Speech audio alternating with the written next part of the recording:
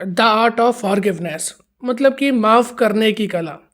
माफ़ करना एक कला की तरह है, क्योंकि ये सबके बस की बात नहीं होती। लेकिन माफ़ करने के साथ में जो अहंकार आ जाता है कि मैंने इसे माफ़ करा, मैंने इसका उपकार करा, या फिर मैंने इसका भला करा, तो वो अहंकार ग्रसित कभी भी माफ़ी नहीं हो सकती। कुछ और हो सकता है, कुछ और आप उसे कह सकते हो, लेकिन वो कभी भी माफ़ी नहीं हो सकती। क्योंकि माफ़ आप किसी दूसरे को इसलिए नहीं करते हो कि आप उसका भला करना चाहते हो, बिल्कुल नहीं। माफ़ इसलिए किया जाता है ताकि आप अपने आप को मुक्त कर सकते हो, और जब ये भावना आ जाएगी तब अपने आप माफ़ कर दोगे। कभी किसी के लिए ऐसे विचार भी नहीं आएंगे कि नहीं, इसे मैंने माफ़ किया। क्योंकि माफ़ तब करते हो जब किसी से कुछ नाराज़गी होती है, किसी के प्रति कोई गुस्सा हो सकता है, या कोई आक्रोश हो, कुछ भी हो सकता है, तब वो आपसे माफ़ी मांगता है, आप उसे माफ़ करते हो। ये होगी नैतिकता की बात, एथिक्स की बात, कि अगर मानो सामने से कोई चल के आ रहा है और गलती से आपके थोड़ा धक्का लग जाता है, उसके बदले आप उसे एक चांटा खींच के मारते हो। और कल को यही आपके साथ अगर होता है कि आप चल के कहीं जा रहे थे, लेकिन आपसे किसी को गलती से धक्का लग जाता है और वो भी आपके अब चांटा मारेगा। क्योंकि पूरे समाज में ये धारणा बन गई है कि गलती के बदले सज़ा मिल सकती है। तो एथिक्स कहती है, नीति शास्त्र कहते हैं कि आप दूसरों के साथ वैसा ही करोगे जैसा कि आप चाहते हो कि दूसरे आपके साथ करें। लेकिन धर्म इससे एक स्टेप आगे है। धर्म कहता है कि ये भावनाएं ही ना आने पाए तुम्हारे पास। नीति कहती है, नीति का केवल इतना कहना है कि ये तुम अगर माफ़ कर दोगे तो कल को तुम्हारी गलती के लिए भी कोई तुम्हें माफ़ कर देगा। लेकिन धर्म धर्म कहता है कि जब तुम्हारे मन में ऐसी भावनाएं ही नहीं आएंगी, जब किसी के प्रति गुस्से का, विकार के भाव तुम्हारे मन में नहीं होंगे, तो क्या और किसे माफ़ करना, कुछ भी शेष तो नहीं। तुमसे कभी वैर हुआ ही नहीं तो माफ़ किस बात का कर दूँ तुम्हें मैं। ये धर्म है। अब उस कंडीशन की बात करते हैं जब माफ़ करने की ज़रूरत पड़ती है। किसी को हम माफ़ किन किन चीज़ों पे कर सकते हैं? अगर कोई आपको धोखा दे दे, कोई आपके साथ कोई छल करे, चीटिंग करे, और फिर उसके बाद में आगे आपसे माफ़ी मांगे, आप माफ़ कर देते हो। कोई आपको अगर कोई तकलीफ़ पहुंचा दे, फिर वो आपसे माफ़ी मांगे, आप उसे माफ़ कर सकते हो। ये हो गई एथिक्स की बात, ये हो गई नीति की बात, कि माफ़ आप कर रहे हो कि आपसे कोई माफ़ी मांग रहा है, उसके बदले आप उसे माफ़ कर दे रहे हो। लेकिन कुछ लोग तो ऐसे होते हैं जो नैतिकता के आधार पर भी नहीं चलते हैं। उनसे माफ़ी मांगी जाए वो माफ़ भी नहीं करते हैं। खैर, उनकी बात रहने दो। लेकिन अभी बात केवल इतनी है कि किन किन चीज़ों पे आप माफ़ी दे सकते हो। अगर आपके साथ कोई छल करे, चीटिंग करता है, तब कर रहे हो, या फिर कोई आपको तकलीफ़ पहुंचा रहा है कि नहीं और तरीक़ों से, उसके बाद वो आपसे आके माफ़ी मांगता है, आप माफ़ कर देते हो। लेकिन यहाँ पर इतनी बात याद रखना हमेशा कि यहाँ पर हर चीज़ बदलती रहती है, दुनिया बदलती रहती है, संसार बदलता रहता है, यही सत्य है। बुद्ध ने इसी को तो सत्य कहा कि ये दुनिया हमेशा बदलती रहती है, यहाँ पर कांस्टेंट चेंजेस होते रहते हैं, और यही सत्य है। जो इसे मान लेता है वो सत्य में है, और बाकी सब मिथ्या में जी रहे हैं। बाकी सब तृष्णा के पर्दे की वजह से असत्य में जी रहे हैं। यहाँ पे चीज़ें बदल रही हैं, उन्हें देखो, ऑब्जर्व कर सकते हो तुम, और कुछ नहीं कर सकते। लेकिन हम क्या करते हैं, किन्हीं लोगों से उम्मीद बांध लेते हैं। जरा कभी विचार करना, जो भी तुम्हें दुख देते हैं, जो भी तुम्हें तकलीफ देते हैं, या तुम्हारे साथ कोई कभी भी चीटिंग करता है, छल करता है, क्या वो तुम्हारे साथ करके गया या तुम्हारी उम्मीदों ने तुम्हारे साथ किया? उम्मीदें तुमने ही तो लगाई थी। उसकी मान सकते हो कि हाँ, उसकी कुछ उम्मीदें थीं जो तुम्हें बांधे हुए थी, उसके कुछ वादे थे जो तुम्हें बांधे हुए थे, लेकिन बदल दिए वादे। अब बताओ, केवल आप इतनी बात याद रखो कि हर इंसान के पास बदलने का भी अधिकार होता है।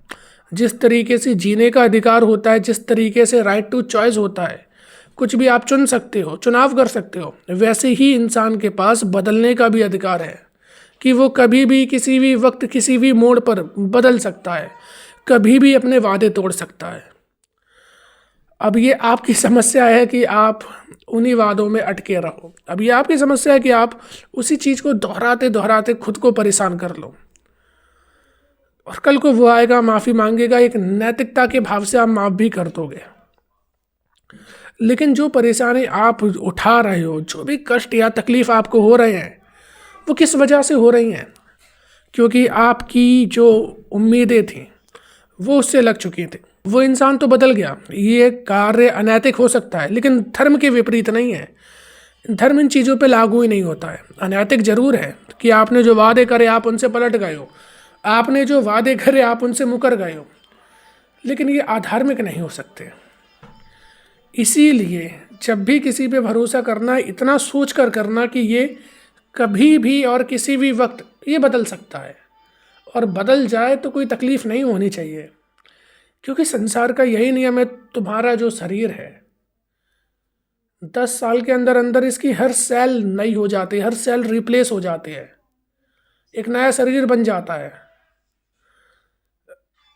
आज अगर तुम जो भौतिक चीज़ भी देख रहे हो, आज एक चीज़ को देख रहे हो, कल को वो चीज़ किसी दूसरे रूप में हो सकती है। कल को एक तुम पेड़ देख रहे थे और कुछ दिन बाद आए वहाँ बहुत सारा फर्नीचर डला था, लकड़ी है, दोनों बदल गए बस। इसीलिए कभी भी अपनी उम्मीदें किसी और से लगाना तो ये सोचकर लगाना कि ये कभी भी बदल जाएगा। और माफ़ करना इसलिए करना क्योंकि अपने आप को अब उस तकलीफ़ से निकाल दो, अपने आप को उन तकलीफ़ों से निकाल दो कि मैंने इसे माफ़ करा, इसे तो जो होगा सो होगा, इसका छोड़ो, इसे जाने दो। लेकिन मैंने उन सब चीज़ों से अपने आप को मुक्त कर लिया जो मेरे अंदर बार बार चल रही थी कि ऐसा इसने करा तो क्यों करा। जो मेरे अंदर ऐसी भावनाएं आ रही थी जहाँ पे कहीं ना कहीं मैं अपने आप को दोषी मान रहा था या कहीं ना कहीं इससे बदला लेना चाहता था, जिसमें कि मेरी जो खुद की एनर्जी थी वो खर्च हो रही थी, मैंने अपने आप को उससे बचा लिया। एक बात मेरी हमेशा याद रखना कि जो अपना ईमान है ना, अगर बदला लेने जाओगे तो ईमान अपना ख़राब करोगे, अपनी निष्ठा ख़राब करोगे, और केवल यही एक चीज़ है जिससे कि तुम ईश्वर पा सकते हो।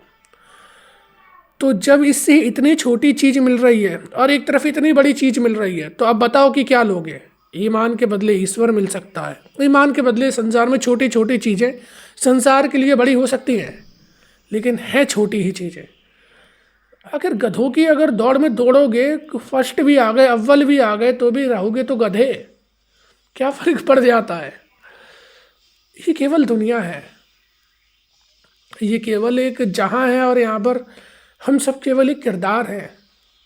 ये जो रंग रूप देख रहे हो, नाम जय है, किरदार है। सब अपनी अपनी कहानी के हीरो हैं, सब इस दुनिया के किरदार में सबका हिस्सा है। कहीं अपने आप को तुम सच मत मान लेना कि ये मैं हूँ, ये केवल एक किरदार है। अब किरदार नाटक में जो हुआ तो उसे दिल पे इतना क्यों रखें? नाटक था, जो हो गया सो हो गया, क्यों इतना ज़्यादा सीरियस ले कि अपना हम उस कल को पकड़े पकड़े आज खराब करें और कल को भी खराब कर लें। अब भाड़ में जाए, जाने दो, छोड़ो। सबसे बढ़िया ये माफ़ करने का तरीका है। माफ़ इसलिए थोड़ी करते हो कि मेरा कुछ भला कर दोगे, माफ़ इसलिए करते हो कि ठीक है अपने आप को मैं बचा रहा हूँ, तुम्हारा जो होगा सो तो होगा ही।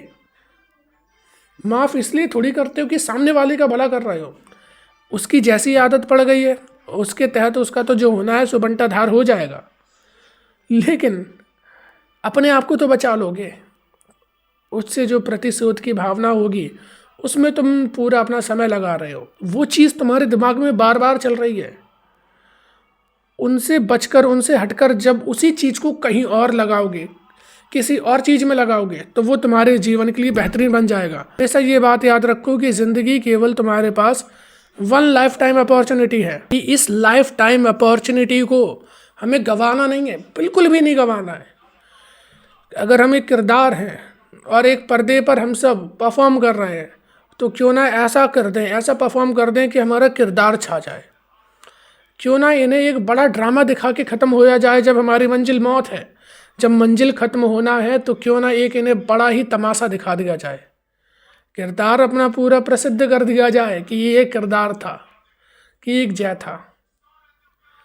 और बाकी क्यों इतनी सीरियस ले रहे हो? अगर इन्हीं चीज़ों में पड़े रहोगे कि अरे उसने ऐसा करा, उसने ऐसा करा, तुम अपने किरदार को कभी भी तराश नहीं पाओगे। जरा इस बात पर गौर करना कि अगर बाहर की चीज़ें तुम्हें अंदर से झकझोर कर चली जा रही हैं, अगर बाहर की चीज़ तुम्हें परेशान करके चली जा रही हैं, तो अंदर कितनी कमजोरी होगी। क्या उस दूसरे व्यक्ति में इतनी दम होनी चाहिए कि उसके कुछ कहे शब्द तुम्हें केवल उसके बारे में चौबीसों घंटे सोचने पर मजबूर कर दें? मैं केवल तुम्हें इस चीज़ से निकालना चाहता हूँ, इसीलिए आज इस पर बात कर रहे हैं कि माफ़ करना एक कला होती है। और कला है तो धीरे धीरे सीख लेंगे, धीरे धीरे डेवलप कर लेंगे। माफ़ इसलिए करो ताकि मुझे इस पचड़े में नहीं पड़ना, और बाकी तुम भाड़ में जाओ, लेकिन हम तुम्हारे इन जालों में नहीं फंसने वाले। और जब थोड़े ऊपर जाओगे, जब थोड़े अध्यात्म के लेवल पे जाओगे, तब समझोगे इनकी बात का क्या बुरा माने। ये इस अज्ञानता में जी रहे हैं कि ये कुछ है, और जब तक हम भी इस अज्ञानता में हैं कि हम कुछ हैं, हमें बुरा लगेगा। अब तुम चाहे 10 गालियाँ दो, जो चाहे जो मर्जी हो, जो कहना चाहो कहो, फर्क ही नहीं पड़ता। हम कौन हैं जानते हो मैं, या तुम कौन हो खुद को भी जानते हो? कभी जो कहते हैं ना कि हमारे बाप को जानते हो, हमें जानते हो, कौन हो तुम? अगर तुम इतना जान लेते कि कौन हो तुम ये कभी ना कहते कि हम कौन है। लाइन अच्छी है, ऐसी निकल गई। तो इतनी बात केवल समझो कि पहले अपने आप को जान लो, और जो खुद को जान लेगा उसे इन चीज़ों से फ़र्क नहीं पड़ता। फिर वो जानता है कि ये किरदार है ना, तो पैदा होने में मर्जी हमारी थी, ये जो विचार आ गए, ये जो नाम मिला, इसमें भी मेरी मर्जी नहीं, विचार भी मेरे तक नहीं है जो मैं सोच रहा हूँ। अब जब विचार नहीं मेरे, तो जो कर्म है, एक्शन है, अब वो कैसे मेरे हो सकते हैं? और जब ये नहीं है तो इनका जो भी कॉन्सिक्वेंसेस आउटकम होंगे, जो भी परिणाम होगा, वो फिर मेरा कैसे हुआ? कुछ है ही नहीं मेरा। तो जो ये समझ लेता है, जो ये जान जाता है, वो इन सब चीज़ों से बहुत ऊपर उठ जाता है। बोलो तुम जब तक इस अज्ञानता में हो, और वो फिर हंसता बहुत है। अब वो देखता कुछ बोल रहे हो क्या? हाँ तुम्हें बोल रहे हैं। फिर वो खुश बहुत होता है, अरे कैसे अज्ञान है यार, किस अज्ञानता में ये जी रहा है, इसे अपना होना बहुत कुछ लग रहा है, जबकि तुम्हारा होना बिल्कुल वैसे ही है। संसार में एक छोटी सी तिनके का होना, घास के तिनके का, सूखे तिनके का, उससे ज़्यादा कुछ नहीं है। जब तक तुम अपने आप को ख़त्म नहीं कर सकते, इस मैं को, अहंकार को ख़त्म नहीं कर सकते, तो माफ़ करना तो दूसरों को भूल ही जाओ। दूसरों के अधिकार की बात करना तो तुम भूल ही जाओ। तुम अपने आप को तकलीफ़ देते रहोगे, क्योंकि जब तक अहंकार जिंदा है, वो तुम्हें इन सब से नहीं निकलने देगा। और अहंकार किस चीज़ से जिंदा है? भ्रम से। इसीलिए यथार्थ गीता में तो भीष्म पितामह को भ्रम बोला गया है। ब्रह्म सबसे मजबूत है। इसीलिए तो 18 दिन जो महाभारत का युद्ध चला, इकलौते खड़े रहे। दिन में 1 लाख सेना पांडवों की निपटाते थे, और अकेले खड़े रहे कि नहीं, क्या बिगाड़ लोगे मेरा। और जैसे ही भीष्म खत्म, कौरव सेना पत्ते की तरह गिरने लगी। भीष्म भ्रम, और भ्रम सबसे ताकतवर। जब तक भ्रम को नहीं काट पाओगे, आगे के जो विकार हैं वो कभी कटने वाले नहीं हैं। जरा सोचो, कोई आया तुम्हारे पास, उससे कुछ गलती हो गई, गलती भी नहीं हुई, तुम्हारे लिए उसने कुछ गलत किया, जानबूझकर किया, लेकिन तुमने उसे माफ़ कर दिया। अब जरा बताओ कि तुम किस लेवल पे होगे और वो कहाँ पर होगा, ये सोचना कभी।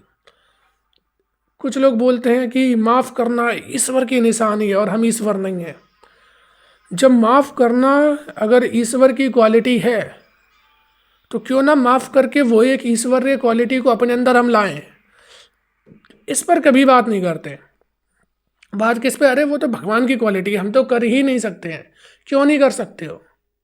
कुछ लोग ऐसे हैं। लेकिन असली बात केवल इतनी समझना कि तुम अगर ईश्वर बन सकते हो तो क्यों ना बन जाए।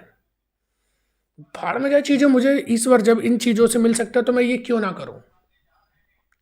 इसीलिए इस संसार के जाल में कभी मत पड़ना। केवल अपने आप को समझो, अपने आप को जानो, और तभी जानोगे जब तुम दूसरों को माफ़ कर दोगे। ये भी है, जब तुम दूसरों में उलझे रहोगे तो खुद को कैसे जान पाओगे। इसीलिए खुद को जानने के लिए सबको इग्नोर करो, माफ़ करते रहो। चल ठीक है, जानते हैं।